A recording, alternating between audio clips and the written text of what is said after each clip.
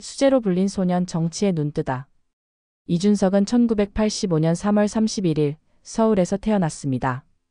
어린 시절부터 수학과 과학에 뛰어난 재능을 보이며 영재로 불렸고 민족사관고등학교를 졸업한 뒤 미국 하버드 대학교에 진학해 컴퓨터과학을 전공했습니다.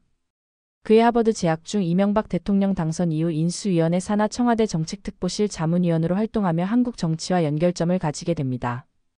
이준석은 이 시기의 경험을 통해 공공정책과 행정, 그리고 정치에 깊은 관심을 가지게 되었다고 밝힌 바 있습니다.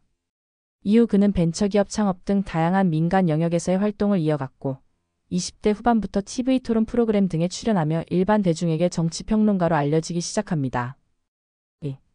새누리당 비대위원 20대 청년 정치인 2011년 박근혜 당시 새누리당 비상대책위원장이 청년 인재 영입 차원에서 이준석을 비대위원으로 발탁하며 본격적인 정치권에 입문하게 됩니다.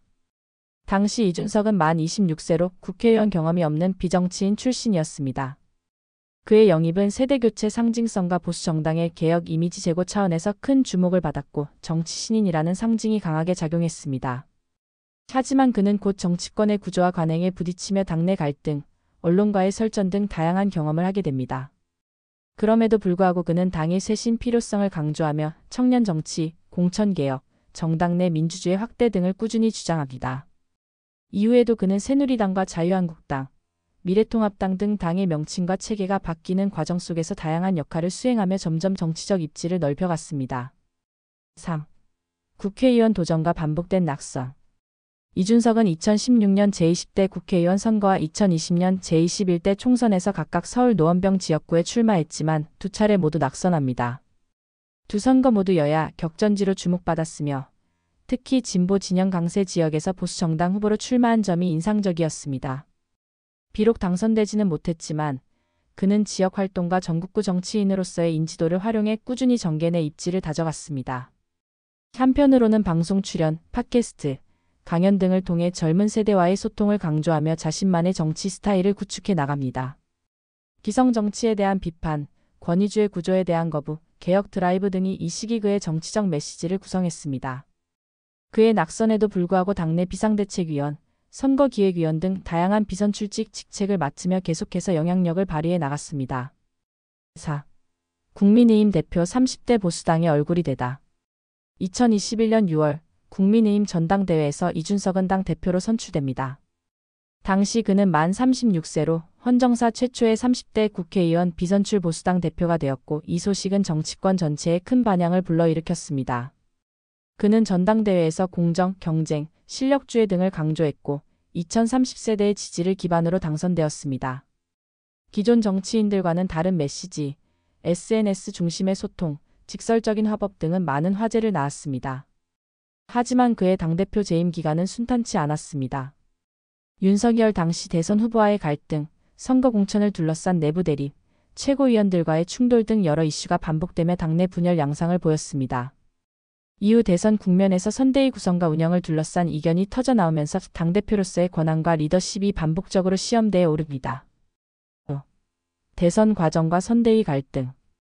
2021년 말부터 2022년 초까지 이준석은 윤석열 당시 대선 후보의 선거대책위원회와 반복적으로 충돌합니다.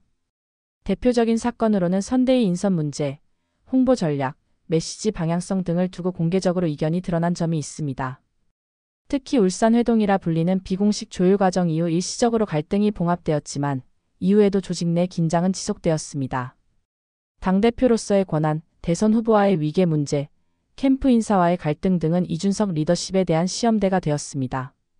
이 시기 이준석은 소셜미디어를 적극적으로 활용해 자신의 입장을 대중에게 직접 전달했고 이는 젊은 층의 지지를 얻는 동시에 보수 전통 지지층과의 충돌을 더욱 심화시키는 계기가 되었습니다. 결국 대선은 윤석열 후보의 승리로 마무리되었지만 선거 과정에서 드러난 당내 균열은 이후 당 운영 전반에 큰 영향을 끼치게 됩니다. 6. 당원권 정지와 징계, 리더십 붕괴. 2022년 7월 국민의힘 윤리위원회는 이준석 대표에게 당원권 6개월 정지 징계를 결정합니다. 이는 과거성 상납 의혹과 그에 따른 증거인멸 교사 의혹이 원인이었습니다. 이 사건은 언론과 정치권에서 큰 파장을 일으켰으며 이준석은 혐의 자체를 부인하며 법적 대응을 예고합니다. 그는 징계 결정 직후 강한 반발을 표하며 윤핵관 윤석열 핵심 관계자들과의 갈등을 공개적으로 언급했고, 이는 보수 진영 내부의 갈등을 극명하게 드러낸 계기가 됩니다. 국민의힘은 이준석 징계 이후 비상대책위원회 체제로 전환하고 법적 분쟁과 당내 혼란이 수개월간 이어졌습니다. 이준석은 기득권 정치에 맞선다는 메시지를 강조하며 전국을 순회하고 자신의 입장을 밝히는 기자회견, 인터뷰, 강연을 이어갔습니다. 하지만 동시에 당내 입지는 급속히 약화되고 리더십 붕괴가 가시화됩니다. 7. 신당 창당 가능성과 정치적 독립. 2023년 이후 이준석은 당내 공식 직책 없이 비판적 목소리를 이어갑니다. 국민의힘 지도부와의 거리감은 더욱 벌어졌고, 그는 공개적으로 신당 창당 가능성을 시사하며 양당제 구조의 문제를 지적합니다. 그는 특히 2030세대를 중심으로 한 정치 혁신 필요성을 언급하며 제3지대 구축 가능성에 대한 의지를 반복적으로 밝힙니다. 하지만 동시에 현실 정치에서 제3세력의 한계에 대한 비판도 존재했고, 실제 조직 기반과 세력 형성에는 어려움을 겪습니다. 정계 개편론, 연합정당 논의, 신진 정치 세력 구축 등 다양한 시나리오가 언론을 통해 오르내리며 그의 다음 행보에 관심이 집중됩니다. 이준석은 이러한 추측에 대해 기득권 중심 정치의 문제 제기를 계속할 것이라는 원론적 입장을 유지합니다. 2024년 총선을 앞두고 그는 독자 출마, 지역구 선택, 신당 창당 여부 등을 놓고 다양한 가능성을 열어두며 메시지를 조율해 나가고 있습니다. 8. 오늘날 이준석 한국 정치의 실험인가 갈등인가. 2025년 현재 이준석은 여전히 대한민국 정치권에서 가장 주목받는 청년 정치인 중 한 명입니다. 그의 등장은 세대교체의 상징이자 기성 정치에 대한 반기를 든 인물로서 해석되기도 합니다. 하지만 동시에 지나치게 직설적인 화법, 당내와의 반복된 갈등, 일부 사안에 대한 대중 정서와의 괴리 등은 그의 정치적 한계로 지적되기도 합니다.